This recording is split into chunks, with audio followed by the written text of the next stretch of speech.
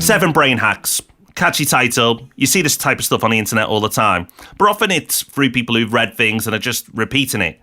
These are brain hacks that Rob and I live out every single day, and they have made a huge difference to our lives. And if you follow these hacks, it will make a huge difference to you as well.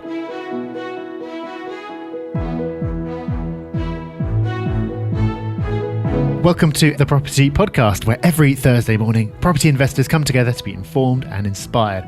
I am Rob D with Rob B, and like Rob's already said, today we are sharing some techniques that we've developed that we use every day that have radically improved our lives, and they could do the same for you.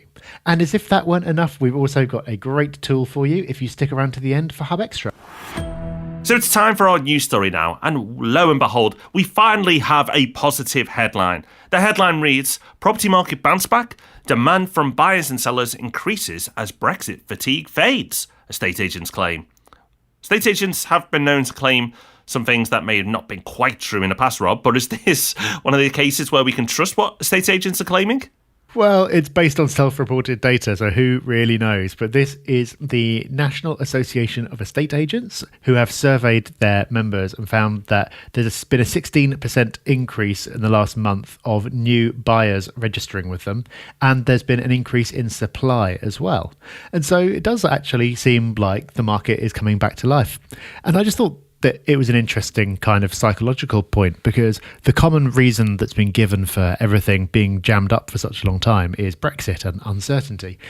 And all that uncertainty is still there. Nothing has actually happened, but it's like everyone's got so fed up of talking about it and thinking about it that everyone's just moving on. And I've kind of observed this in conversations as well. It used to be that Brexit would come up every day, but now it doesn't really get mentioned anywhere near as much. So it's funny how, even though nothing has actually changed whatsoever, the reality is exactly as it was.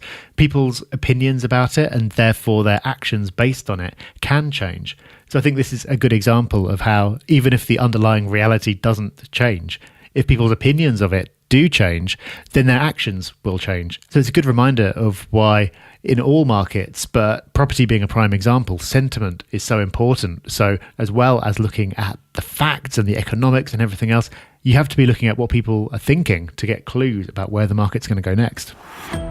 So Rob, if the property podcast coming out on a Thursday isn't enough, then people can really up their property indulgence by going along to one of our meetups tonight. Yes, it's meetup time.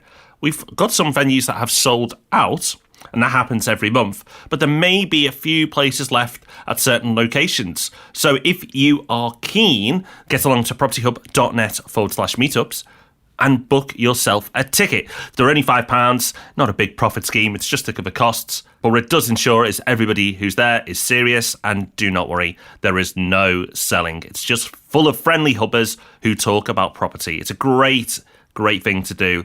So if you've not been along to one before and you've got nothing on tonight, come on, don't be lazy. Leave Netflix for one night and get along to a meetup. And if that's still not enough education for you, make sure you check out our YouTube channel, where there's new things being added all the time. Recently, we put up a video about how to choose an accountant. Now, of course, we have Property Hub Tax. We happen to believe that they are the best property accountants around. But if you feel the need to look for alternatives, we in this video give you a whole set of criteria that you should be judging your accountant against. So you'll find that on YouTube. Just search Property Hub. Be warned. Next week on the podcast, we've got an episode that's a little bit heavier. We're normally pretty chirpy, but we don't deny that sometimes in property, times can be tough. We'll be talking about that next week, so make sure you don't miss that one. But we wanted to prepare you for that this week by sharing some techniques that we use to keep ourselves mentally where we want to be. There's a famous quote that nothing is either good or bad, but thinking makes it so. And actually, you'll probably think that some things are objectively better and worse than others. But the way that you think about them, the way you perceive them, can make an enormous difference to the quality of your day-to-day life. So today we're going to be sharing 7 techniques that we actually use. Between us, we use every single one of these, and we've seen positive changes from them. So in there somewhere is bound to be at least one that you can pick out, start using for yourself, and really improve the quality of your thinking. So Rob, there's a lofty claim for a podcast episode: improve the quality of your thinking. Why don't you kick us off with the first one and see if we can live up to it? Yeah, I think more than improve the quality of your thinking, it can actually improve the quality of your life, because your life is really played out in your head. So big claims, but we think this will make a big difference to you. First hack or trait that you can pick up is habit stacking. So the concept of habit stacking is a new one to me. Well, at least I didn't know that's what it was called. I had inadvertently been doing this, and I'll talk about an example of what I actually do already. But I came across the concept from an audiobook, and the audiobook is called Atomic Habits by James Clear, and I do recommend it. It's pretty short, easy to listen to, and I took a lot away from that book. So an extra little resource for you there. But one of the things I really liked about in that book is the concept of habit stacking. And it goes like this, that you will have habits that you follow every day. So it may be you get up, you go downstairs, you put the kettle on, you make a cup of tea, and you check your phone. So they're habits. Your habit is getting out of bed. Your next habit is making a cup of tea. And your habit after that is checking your phone. That is a habit stack. They are things that you do pretty regularly, almost every single day, and that doesn't change. You've stacked those habits on top of each other. Now, you can habit stack positive habits or negative habits, and it's up to you to decide, are your current habits positive or negative? Are they having a positive impact on your life or a negative one? Now, let's say that at the moment you are not in the habit of exercising and you want to. You could habit stack a different way. And it doesn't have to be a huge change. It could be something as simple as this. You get up, you put the kettle on, and your next habit is to do 30 push-ups while the kettle's boiling. And you do that every day. That you click the kettle on and you'll do 30 push-ups. Now, 30 push-ups, you're not going to get a six-pack, be ripped and lose tons of weight, but it's a positive habit. Something that you've not done before, but it's a positive step in the right direction. Another one would be that when you get home from work, instead of changing into comfy clothes and sitting in front of the TV, it could be you change into your running gear and you go for a run. You force yourself to put your running clothes on, which then hopefully will form the habit of you getting out the door and going for a run. But think about habits that you've already have and then how you can stack on top of them. Now, this book goes into loads of concepts, and possibly we can do a whole podcast around this book because I think there's so many great takeaways. But habit stacking for me is something that you can implement very quickly into your life because you already have a ton of habits that you're already operating with, that if you can stack some positive habits onto what you do already will make a huge difference. Now, I was doing this, but I didn't know it was called habit stacking. And if I'm honest, I was just doing it by accident. But one of the habits that I have, and I think has made a big difference to my life, is that when I wake up, before I pick up my phone or do anything else, I have to think of 3 things I'm grateful for. So I practice gratitude. I will think every single morning, whether it's midweek or weekends, doesn't matter. Before I do anything else after waking up, I will think about 3 things I'm grateful for. It might be family, it might be friends, it might be a situation I'm in, it might be that just the weather's great. It doesn't really matter. But that is a habit that I have. I wake up and then I list off in my head 3 things I'm grateful for. Which leads us into our second hack, which is practicing gratitude. Practicing gratitude is a great technique to change your mindset because when you're grateful for things, it's hard to be anything else. You know, if you're thinking, oh, I'm so grateful to have this person in my life or whatever it may be, if you're thinking that way, at that point you are not going to be stressed, you're not going to be angry because you're thinking of very positive things. You're thinking of things you're grateful for. If you get in the habit of practicing gratitude, you will see changes in your life. Now, it doesn't mean you're going throughout the whole day practicing gratitude, but if you can get into a habit of doing it maybe in the morning like I do, or just before you go to bed, or wherever point in the day suits you, then it will make a difference. But it forms a habit for things that you're grateful for in your life more than just that period of time in a day. It becomes a mindset that you are just grateful for the things that you have in your life and that are going on right now. There are people who would love to be in your position. Every single person listening now, there is somebody worse off than you. You may have things going wrong in your life, but there's going to be someone in a grimmer, worse situation. So be grateful for what you do have, because when you start to be grateful for what you do have, your mindset improves and therefore your life improves. That's especially powerful because one of the main ideas of Stoic philosophy is that you should desire what you already have. So a lot of unhappiness comes from the gap between what you've got and what you want or what you think that you should have. So by practicing gratitude, you're focusing on what you do have and effectively saying, this is what I want. I'm glad that I have this. Therefore, you're putting more importance on what you've got now rather than what you don't have. You're closing that gap. So that is going to make you happier. So I can see why that's such a powerful technique. Another habit that's probably worth stacking if you can find a way of doing it is the habit of finding the positive in any situation. And this is something that I've developed over the last few years, which is really just a form of self-brainwashing. Because thought is a habit, whenever anything happens, you're going to have a pretty automatic reaction to that thing. So it could be you running for the train and the doors close just before you get there. And when that happens, you're going to have an automatic reaction to that, which could be anger or frustration or something like that.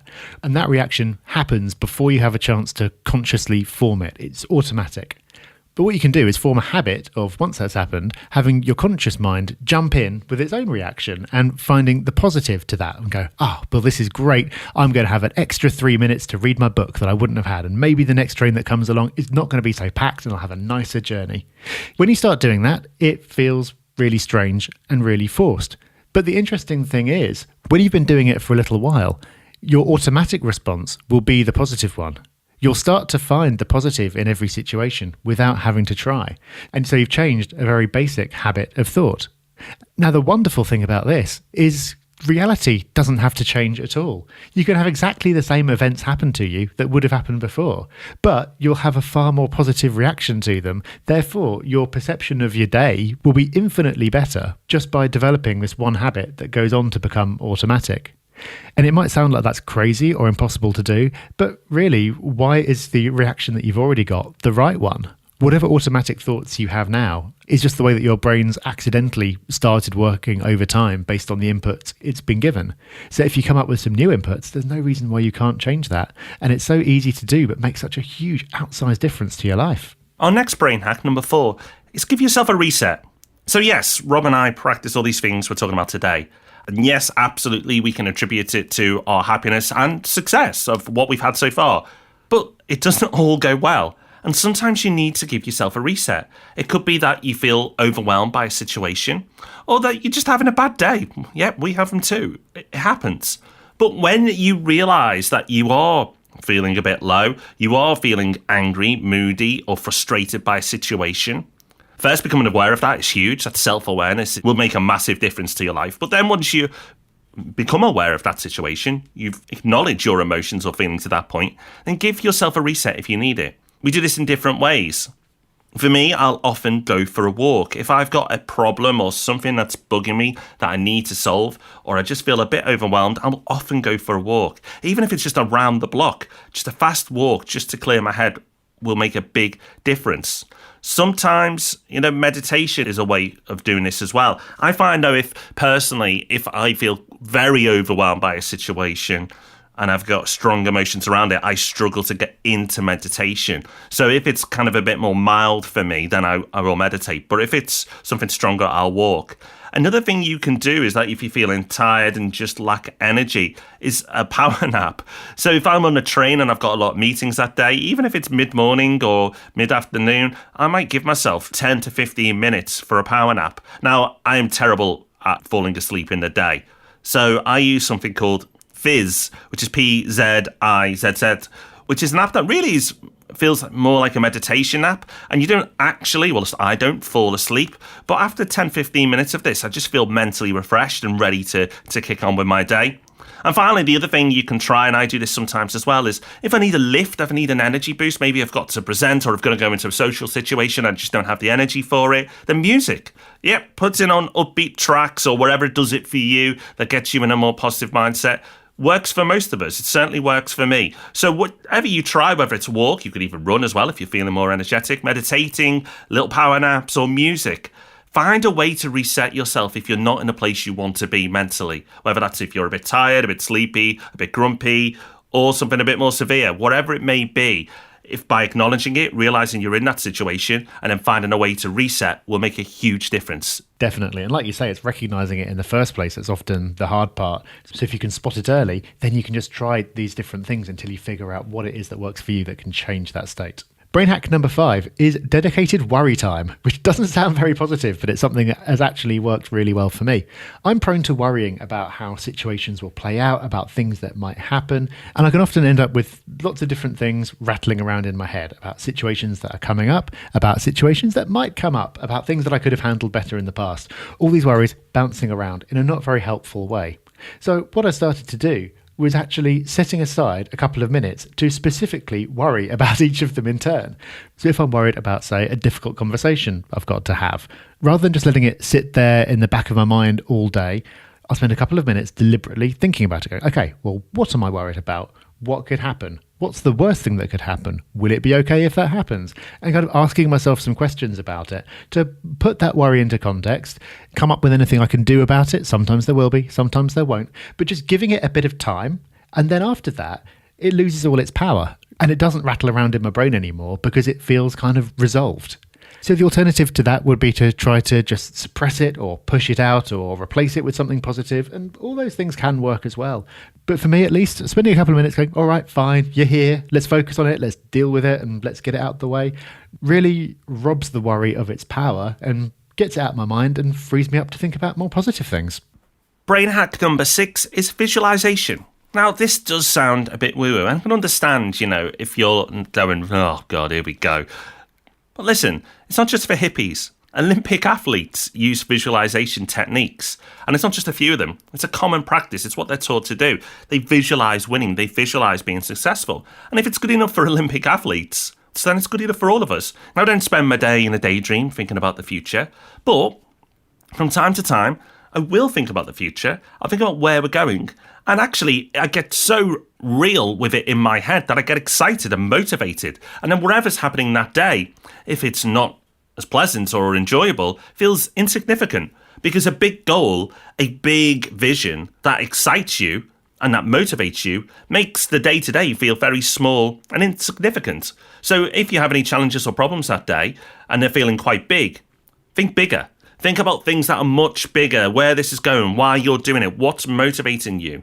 And better still, visualize it. Then that little day-to-day feels small. Be bigger than your problems. And a way to do that is think big. Use your visualization, visualize, and think about what you want. Yes, some people will use vision boards and things like that. And if that works for you, great. If that's something you're not comfortable with, you don't have to do it. But think about what you want. You can just drift through life. It's quite easy to do. So many people do it. But if you think about what's important to you, and it doesn't have to be flash cars and flash houses. It can be family situations. It can be things that are really important to you and charity and stuff like that. But whatever it is, visualize it. And those bigger, more important things to you will make the things that you're dealing with today feel much smaller. And finally, brain hack number 7, a really simple one, but very powerful. Taking us back to habits again, is tracking those habits to make sure that you get them done even when you don't want to. So when you're trying to form new habits, it's really important to do them every day and really establish it. Now, there's lots of different studies about how long it takes to form a habit, but they all converge at around about 2 months. So you're looking at 2 months of effort doing something every day before it then becomes automatic and you don't have to think about it anymore. But if you fail to do that and you only really do it every second or third day, you'll never get it to that point where it becomes automatic. So how do you make sure you do it every day? Well, some days it'll be easy and you'll want to, and that's fine. Some days you won't want to. But if you track it every single day, whether it's on a piece of paper or an app, and you can see each day marked off with a cross or a tick or something like that, then you're going to feel highly motivated not to break that chain. So you might really not feel like meditating right now or going for a run. But if you know that you'll break that chain and you won't be able to tick that day off, it'll break your streak, then you'll find that you push through and get it done. And like I said, it might only seem like one day. Does it really matter? But it does. Because if you can just get through that initial period, you can just make it stick, then after that, you're going to have all the benefits with none of the effort. So it may seem odd, the property podcast, and we've not really talked about property at all today. But next week, as Rob's touched on already, you're going to hear some pretty brutal truths about property investment and at times how difficult it can be. And it's not just property that can be difficult at times. Life will be difficult at times. No one is immune from that. At some point, we will go through adversity, and some days will be more difficult than others. But you can have more better days and make the less enjoyable parts condensed by following these hacks. It really does make a difference. These are things that we do. So even if you just try, a handful of them and introduce them into your life, these hacks will be a game changer. Not only will you be more successful in property, you'll be more successful in life. Already today, we've given you lots of different techniques that you can go away and use to make a difference. But we want to fit in a little bit more. That's why we have the Hub Extra part of the show, where we give you a resource, a tip, a tool, something that's going to make your life that little bit better. And it gets backed up by the Hub Extra email, now revamped and looking beautiful, that you get every Friday morning if you're a Property Hub member. And Rob, today for Hub Extra, we have a tool that goes really nicely with what we've just been talking about. It does. It's an app that you can download now for free. It's called Strides. That's Strides, Strides. And it's a habit tracking app. So very much related to what we've discussed. Now, quite embarrassingly, I've not got into the habit of using it yet, but I have only recently downloaded it. The reason why I recommended it is because obviously it links to this show, but there are other habit apps out there. But this one looks really clean on the interface. It looks like it's something that's simple to use. So there are others out there. Go and find one that suits you. But if you are looking for a habit tracker app to get into these habits and start making a difference to your life, this week's Hub Extra is one to check out. And make sure you're checking out the Hub Extra emails. They've recently had a revamp and they are looking amazing. The amount of people reading that now since it's been revamped is incredible. So well done to the team that puts that together every week. If you don't know what we're talking about, we'll sign up to the Property Hub, which is free. And every Friday, you will get an email with what we think are the most important things you need to know about the world of property each week. It loads of value. It's Hub Extra with extra every single Friday in your inbox. Well, hopefully we have successfully rewired your brain and we'll call that a day for a week. I reckon that's not a bad result. Let us know what you thought of this episode and let us know what you'd like to cover us in future. You'll find us on Facebook, Twitter and Instagram at Property Hub UK. If you've got any brain hacks that you use, let us know. We'd love to hear them. We can always be improving all the time. And by now, hopefully you're in the habit of listening, so I don't need to remind you. But just in case, make sure you join us again for Ask Rob and Rob on Tuesday. So until then, have a great week. Bye-bye. Bye-bye.